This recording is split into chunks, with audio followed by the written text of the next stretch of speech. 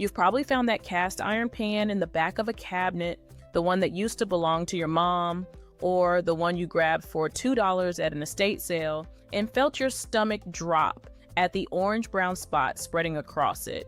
Not dirt, not something a sponge fixes, rust. And your first thought was probably that it's ruined, that whatever made it good is already gone. Here's what nobody in the cleaning aisle tells you. The fix was never a special rust remover. It's already sitting in your spice rack, and one of the places it works has nothing to do with metal at all. Stick around for that one. Not because you did something wrong to it.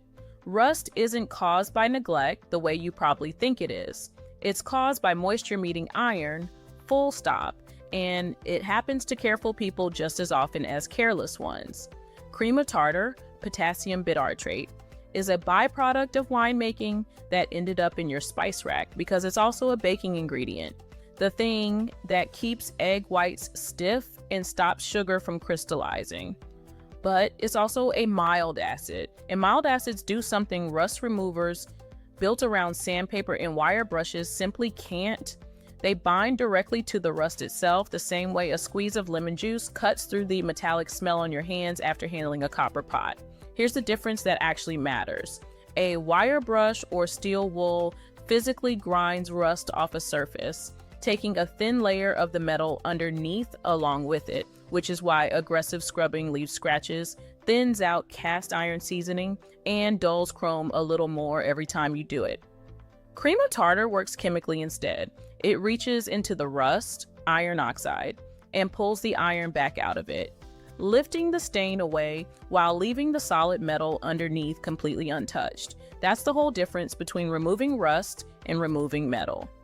One method fixes the actual problem, the other just makes it look fixed for a little while, until the surface is thinner and even more likely to rust again next season. It's also why the bright orange rust remover sprays at the hardware store work so well on a driveway stain, but feel too aggressive to trust on a pan you actually cook with. Because they usually are, most of them lean on stronger acids that don't know the difference between rust and the metal it's sitting on. One weak acid, every rusted surface in your house. And it's been sitting 3 feet from your stove the entire time. So back to that pan. You've probably already tried the thing everyone recommends first, scrubbing it with steel wool until your arm burns, then re-seasoning it and hoping the rust doesn't come back. It usually does, because scrubbing never actually removed the rust, it just knocked the surface layer off and left the rest to keep spreading quietly underneath. Make a paste with 2 tablespoons of cream of tartar and just enough hydrogen peroxide to bind it. Then coat the rusted areas and let it sit for an hour. Skip the dish soap during this step. It fights the acid instead of helping it, and it strips whatever seasoning is still holding on. The acid goes to work pulling the iron out of the rust while you do something else entirely. No scrubbing required yet. After an hour, a soft cloth is usually enough to wipe the rust away completely, right down to bare, clean iron underneath. Rinse it, dry it immediately and completely. Cast iron starts rusting again within hours if it air dries wet, which is probably how it got here in the first place. Then re-season it with a thin layer of oil baked on at 450 degrees for an hour. What you get back isn't a pan that looks okay, it's the pan from before the rust ever started, seasoning and all, and that same trick works on something you'd never think to try it on. Rust stains on white clothing, the kind that show up after a metal button, a zipper, or a wire hanger sits against wet fabric too long, ruin more shirts than people realize, because every laundry stain remover on the shelf is built to break down organic stains like food and sweat. Rust isn't organic, it's a mineral, which is exactly why those stain removers just sit there, doing nothing while the mark stares back at you after an entire wash cycle, dryer heat and all. Make a thinner paste of cream of tartar with a few drops of lemon juice. Work it into the stained fabric and let it sit for 30 minutes in direct sunlight if you can get it there. The same iron binding reaction that pulled rust off your pan pulls it out of the fabric fibers instead. Rinse in cool water, never hot, which can set what's left of the stain permanently into the fibers. Then wash as normal. Test it on a hidden seam first if the fabric is colored. But on whites, a stain that survived detergent, bleach, and a full dryer cycle disappears in one treatment. Stay with me because the reveal that actually surprised people who've tested this is what it does to chrome. You've probably scrubbed a rusted faucet or bike handlebar with a chrome cleaner spray, watched it foam up dramatically, then wiped it off to find the same rust spot still sitting there underneath the shine. Most chrome cleaners are built to polish and add shine, not to break an existing rust bond. So on chrome that's already rusted, they're treating the wrong problem entirely. Sprinkle cream of tartar directly onto a damp cloth, rub it into the rust spot in small circles, and watch spots that have been there for months lift away in under 2 minutes.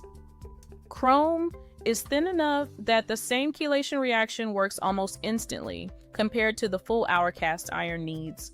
Rinse and buff dry with a separate cloth immediately, since chrome left wet is exactly how the rust got there in the first place. It works the same way on bathroom fixtures, bike chains, and the chrome trim on old kitchen appliances nobody thinks to save anymore. Speaking of things people assume can't rust, your stainless steel sink. Most people assume stainless steel can't rust. It's right there in the name. But stainless only means resistant, not immune, and those orange spots that show up under a rusting can of tomatoes or a steel wool pad left sitting in the basin are proof it isn't invincible. What's actually rusting there is a microscopically thin surface layer, not the steel itself, which is exactly why this one is almost embarrassingly easy to fix. Sprinkle cream of tartar directly onto the wet spot, add a few drops of water to work it into a light paste, and rub in the direction of the steel's grain. You can usually feel or see faint lines running one way across the surface. Rinse and buff dry within a minute or two. Because the rust here is only ever surface deep, most spots lift completely on the first try. No hour of waiting required like the pan needed. The habit that stops this one from ever coming back: never leave a wet steel wool pad or a rusting can sitting directly on the sink. A small dish or rack underneath solves the entire problem before it starts. Now here's what nobody tells you about the tools sitting in your garage right now.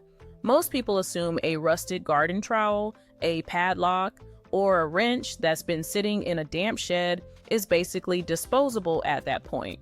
Not worth the effort to save over a $2 replacement. But the same paste that saved a cast iron pan works exactly the same way on tool steel. Coat the rusted metal, let it sit for an hour, just like the pan, then scrub gently with an old toothbrush to get into any grooves, hinges, or padlock keyholes the rust likes to hide in. For anything too large to coat and paste, a rusted patio chair or a wheelbarrow say, mix a stronger solution of cream of tartar in warm water and wipe it on with a rag instead, reapplying every 20 minutes until the rust stops transferring to the cloth. Dry the tool completely and wipe it down with a thin layer of oil before it goes back in the shed, which is the one step most people skip right after finally getting a tool clean, and the exact reason the rust always seems to come back within a month. A spray like WD-40 might push moisture off the surface temporarily, but it was never built to stop rust from reforming the way a proper oil coating does. Add it up: cast iron, white clothing, chrome, stainless steel, tools. 5 completely different rust problems, 1 packet of cream of tartar that costs about the same as a candy bar and lasts through dozens of treatments, since you're only ever using a tablespoon or 2 at a time. Keep a small jar of it near your cleaning supplies, not just in the baking cabinet, so you're not digging through the spice rack mid-treatment with rust-stained hands. And the single habit that keeps you from needing it again on anything: dry metal completely before you put it away, every time. Rust doesn't happen because metal is old. It happens because moisture sat on it for longer than it should have, and that part is always within your control. Here's the part worth remembering. That pan in the back of your cabinet was never actually ruined. Rust looks permanent because it looks like damage, and damage feels like something you can't undo. But rust is just a chemical reaction sitting on top of metal that's still completely fine underneath it. And the fix was never about replacing what you thought you'd lost. It was about knowing which $3 ingredient could reach into that reaction and reverse it. The pan gets to stay the pan, the shirt gets to stay the shirt. The tools that have been sitting in that shed longer than you can remember get to stay exactly what they always were. Nothing here needed to be thrown away, replaced, or apologized for. It just needed the right acid, sitting quietly in your spice rack the whole time, waiting to be trusted with something more than banana bread. One spice rack staple, 4 rust problems solved. Subscribe if this saves something you thought was already gone.